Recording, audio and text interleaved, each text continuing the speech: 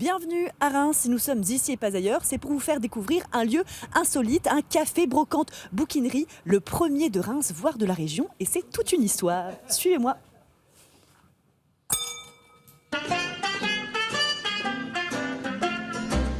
If I call 3 times a day, baby, come and drive my blues away. When you come, be ready to play. Do your duty. Bonjour Sandra. Bonjour Juliette. Bonjour messieurs. Alors voici votre petit café, c'est convivial ici. Très convivial, oui, c'est le but en fait. C'est le but. Oui. Quel est vraiment le concept alors? Alors le concept café bouquinerie brocante, donc les gens peuvent venir, boire un petit café, lire un petit bouquin ou lire juste un livre et ne pas consommer, il n'y a aucune obligation. Et puis le but est effectivement de créer du lien entre les gens. Sandra et Richard Bestel ont transformé un ancien garage de voitures anciennes en un magasin fourni et cosy. Le lieu s'appelle le Grenier de Betty Rose, des prénoms de leurs 2 filles. Parmi leur clientèle, des habitués du quartier et d'ailleurs viennent y passer du bon temps. Tous les vendredis, depuis que c'est ouvert. Si je viens pas, c'est parce qu'il y a un problème. Qu'est-ce qui vous plaît, vous, ici, dans ce lieu? La convivialité. C'est agréable. Puis il y a pas mal de disques, des livres. Comme moi je suis assez varié, il y a pas mal de choses. C'est vrai que c'est bien. Vous pouvez venir chercher des bouquins aujourd'hui ? Non, pas spécialement. Nous, on avait envie de créer quelque chose de très chaleureux, quelque chose de où les gens se sentent bien, où on se sent un peu comme chez soi ou chez des potes, voilà, tout simplement. Donc c'était vraiment le but et pour moi, c'est un peu actuellement comme une deuxième maison, voilà. Ici, tout est en libre consultation ou à vendre. Un concept novateur et porteur pour Sandra qui se bat contre la maladie, une réelle thérapie. Il y a 3 ans, on m'a annoncé donc que j'avais un cancer. Donc pendant 3 ans, j'ai pas travaillé. Je travaillais avant. J'étais une femme très active. Donc du jour au lendemain, vous retrouvez à ne rien faire et être que chez vous. Les médecins vous disent il faut vous reposer, etc. Donc à un moment donné, ça devient un peu compliqué.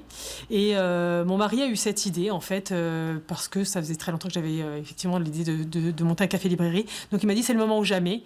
Et les médecins m'ont dit écoutez, il faut absolument que vous repreniez une activité. Il faut absolument que vous ayez un but.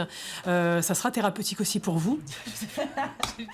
Ça a changé tout. Je veux dire, c'est aujourd'hui, quand je suis ici, je pense à rien d'autre qu'à ça, quoi, en fait. Je pense à rien d'autre que discuter avec les gens, les conseiller sur un bouquin.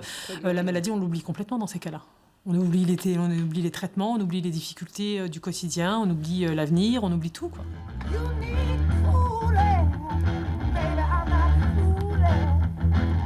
Si les livres sont la passion de Sandra, la brocante est plutôt l'affaire de Richard, son mari. Collectionneur et chineur hors pair. À quelques kilomètres de Reims, il possède un immense stock acquis durant plusieurs années et qui sert de réassort au café. J'aime bien les greniers, j'aime bien les caves, enfin bon. J'aime bien tout ce qui est vieux, qui a une histoire.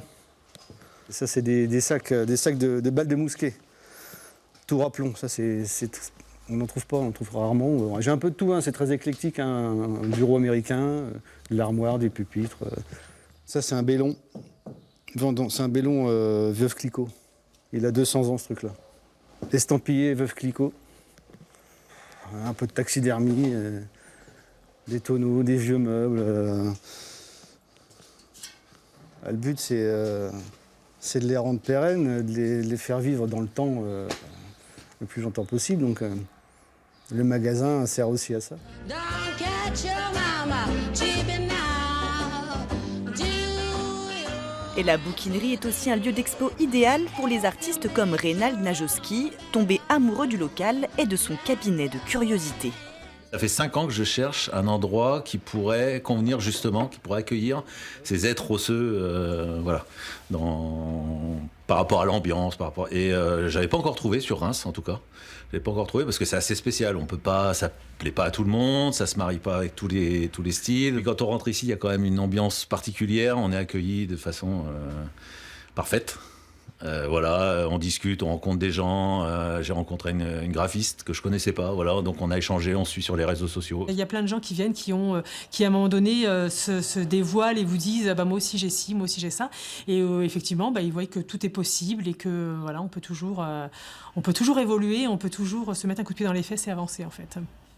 Le grenier de Betty Rose est ouvert les vendredis, samedis et dimanche matin. Ah, voilà. Je vais m'installer tranquillement ici, puisque c'est le concept au grenier de Betty Rose. Lire ma petite BD, un bon vieux Tintin, un classique. Voilà, nous étions à Reims. La prochaine fois, nous serons ailleurs, en Champagne-Ardenne. À bientôt.